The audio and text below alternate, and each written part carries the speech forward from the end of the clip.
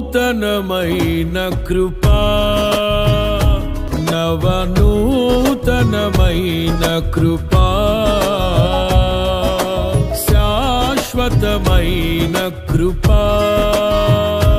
బహు ఉన్నతమైన కృపా నిరంతరం నాపై చూపినా నిత్య తేజుడా యేసయ్యా నీ వాత్సల్యమే నాపై చూపిల్చిన నీ ప్రేమను వివరించనా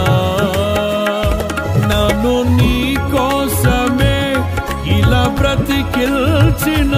జీవాధిపతి నీవయ్యా ఇదే కదా నీలో పరవశం